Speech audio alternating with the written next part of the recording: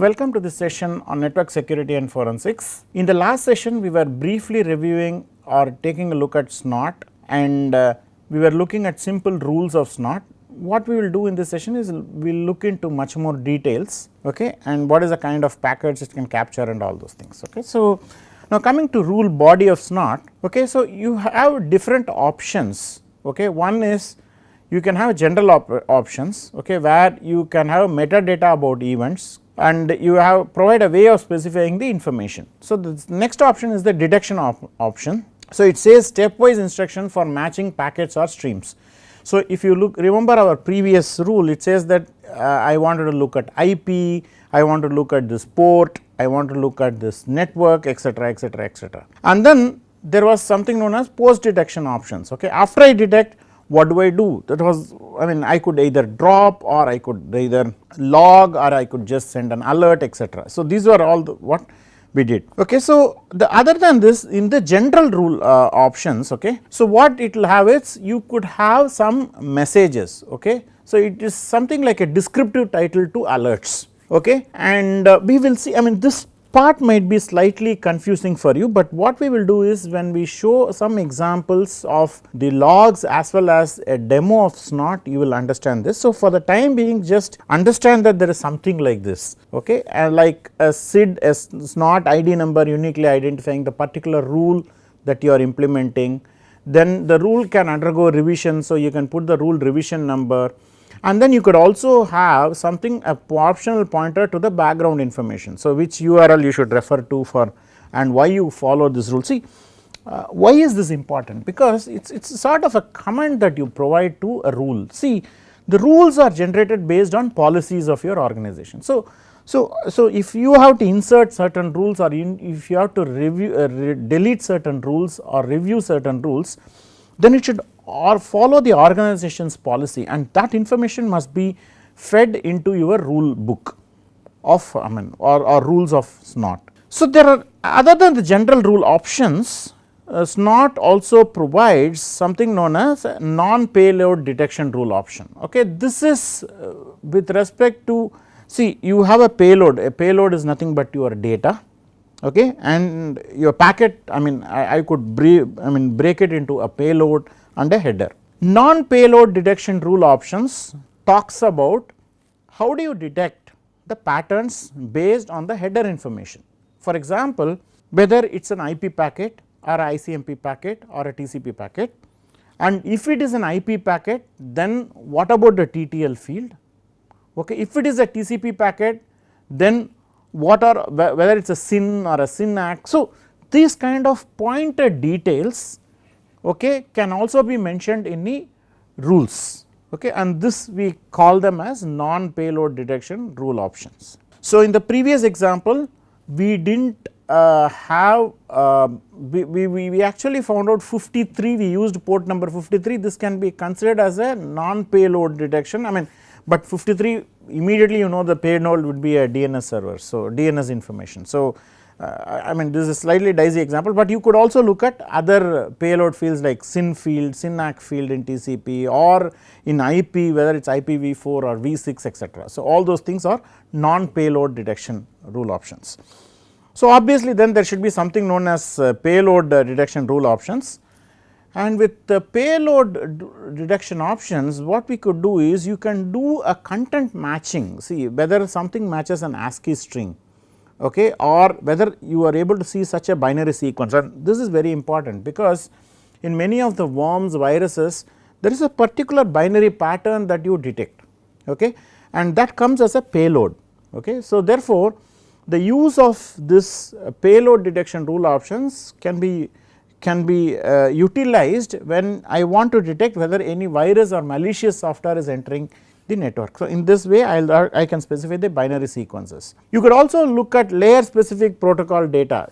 That means whether remember I was talking about your organization banning you downloading movies, okay, or using in our one of the case studies we saw that Anne, okay, undercover was actually trying to send a document, okay.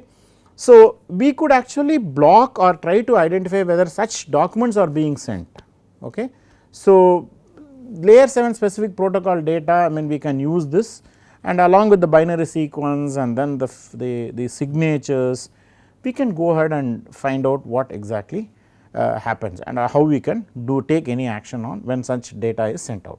Okay. And there is also one more additional feature. Okay. So, you can have absolute and relational positional searches based on the previous content match. Okay.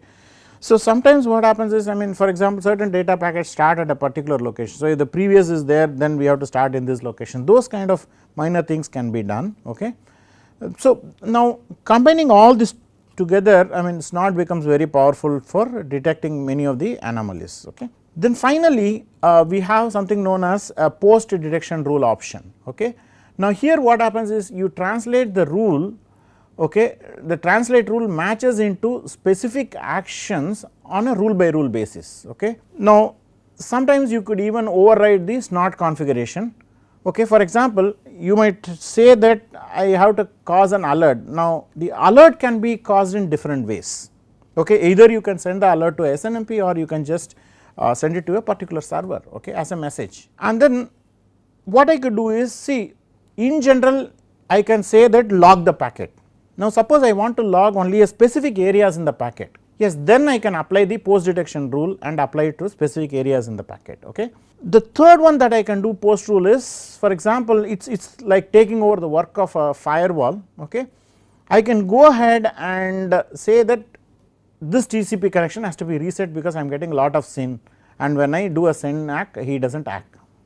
Okay. Therefore, I have to reset this TCP connection. So, this kind of post detection rule options can trigger many of these response mechanisms such as reset of TCP connections, etc. Now, I think it's already confusing. So, what we will try to do is we will try to look at some examples, okay, so that we understand all these things. So, here is the first example that we get. Okay. So, this tells you alert ICMP external net any. I think you are okay with the first line. Okay. So, if you take the first line alert, so that means you have to send an alert. Okay. Then it says ICMP. Okay. So, this is for the ICMP protocol. Then external net, that means any external network and any port to my home network and home port, any port. Now, this home network and external network can be defined in your snort.conf file. I mean we had seen it earlier, and then the message that I have to say is that, okay, ICMP ping I code 0, I type 8, class type, miscellaneous dash activity, SID and revision 5. Okay. Now, if you look at the error message that it prints, look at this, it prints classification miscellaneous activity, it is similar to class type misactivity. Okay, this part. Then it also prints priority is 3. The other thing is, this is the one, see, because it is ICMP ping, it prints this ICMP ping, and we know what this is because this 384 is referred to as your the SNOT ID and then rule number 5, okay, the revision number 5. Okay. So, then it logs. Okay. So, the person who has tried to contact is this, has tried to send this, and if you look at this, what I am talking about I code and I type. So, that is exactly what is printed, see, type 8 and code 0. Okay, and the sequence for this is echo, and it also prints the other stuff like ICP, TTL, time to live, and so all these details, so IP length and then datagram length and all those things. So, if you look at this, I can configure this, okay, and it prints an alert on any inbound ICMP traffic that is of type 8 and code 0, that is code 0 is an echo request. So, if someone tries to do a ping, okay, then I try, this intrusion detection will generate an alert. A ping essentially is an ICMP packet, and you use ping to find out whether someone is live or not. So, if someone tries to find out whether this machine is live or not, this guy can snoop inside and then get the data, and we can take an action saying that, okay, alert. Okay, so, someone is trying to come inside the network or snoop what is there in the network. So, similarly, it can be slightly more complicated. Okay, as something like this. Okay. So, this is slightly more complicated, it says alert TCP external net any. So, HTTP servers any port, any server any port, and then message is web miscellaneous /etc password flow to server established, okay, content etc password, no case, class type attempted, reconnaissance, okay, SID is 1122 and revision 5. Now, what does it, I mean, can you make a guess what it says? Okay, so looking at etc password, I think you could make a guess that if someone tries to read the etc password file through some sort of a web server sort of an interface, then the alert has to be generated. Yes, you are correct. Okay, that is exactly what this rule says. Okay, so this rule might look odd. Okay, we will, I mean, you have to learn how to write these rules. Okay, it's a session by itself how to write rules using SNORT, but then let us try to understand the rules, because if you actually go through the SNORT conf and other rules file, you should be able to understand what exactly, see how an organization policy gets converted into these rules. Okay. So, this will actually kind of print a message something like this. So, web server miscellaneous etc password. So, this is the what we want to identify. So, classification information leak and priority 2, and it says that the person who tried to do this was 192.168.1.50. he was using his port 38097. He was trying to come into our network 172.16.16.217:80, okay, and with all TCP and all these things. Now, the most important stuff is that, okay, so this person was the one, I mean, he was the one who tried to access this, okay, etc password, and so the web content actually had this etc.password, the request had this etc.password, and this no case tells you that it can be in any, see I can give a capital or a small or whatever. So, it says no case, and this tells you the other options like what is the TCP sequence number, what was the acknowledgement number, and what was the window size, and what is the TCP length, and all those details. Okay, and probably, I mean, once you get these details, you can go ahead and start tracking these packets or the tracking this attacker. So, this is in short, okay, how SNORT works. What I mean, so in conclusion, okay, about in IDS and IPS, one of the things, so how does forensics analysts use these information? Okay, first, once an alert is triggered, okay, it tells the forensic analyzer that you have to actually do an investigation, okay, because what has happened is you had certain policies and someone is violating a policy. So, once you know that yes, this has to be investigated, then you can start your data collection, which is exactly what we were looking at the previous sessions, like evidence acquisition. And once you, and remember, the evidence acquisition here is much difficult. Okay, see, previously we were looking at putting the data just into the internet and then we were capturing the PCAF file. Here the PCAF file is captured by the IDS and he was the one who was giving us alerts. So, what we have to do is now we have to closely monitor the IDS as well as capture the PCAF files, okay, and not only that, but only thing is it tells you that where to find the needle in the haystack. Okay. So, that is exactly the role of IDS. So, instead of collecting all the data, now we can start collecting targeted data or apply filters such that we identify who is the attacker who is trying to attack us.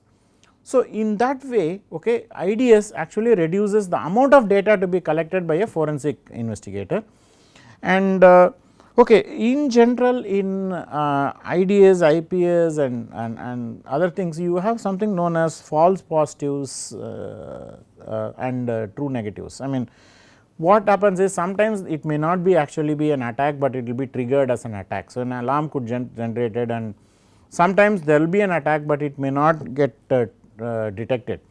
Now, the second one is very dangerous, because if there is an attack and it is not getting detected, then you have to ensure that your rules are much more stronger, and if the first way around, yes, it is okay, but too many false positives is also detrimental for your work, okay, because every time you will be alerted. And so, that is why getting a balance in writing the rules is also an art. Okay. So, not only that, the rules have to be updated quite frequently, because there are different types of attacks happening. Okay. The signatures change quite a lot. Okay. So, because of this, the act of maintaining this IDS itself becomes a huge task. Okay. So, in conclusion, yes, IDS is a very powerful tool, okay, and it has to be managed well, and once we manage well, hopefully we will have better security. Now, this IDS tool is very good for forensic analysts, because it provides you alerts, it removes unnecessary data, and it also tells the forensic analyst where exactly you should start pointing or start your work. So, what we will do until now is we have been talking too much. So, what we will do in the next session is we will have a demo of SNORT. We will try to identify some attacks, okay, and we will see how the rules have been written for this, how SNORT is configured, and how it starts detecting the attacks, and then proceed from there, and how it sends the logs. Okay. Thank you very much.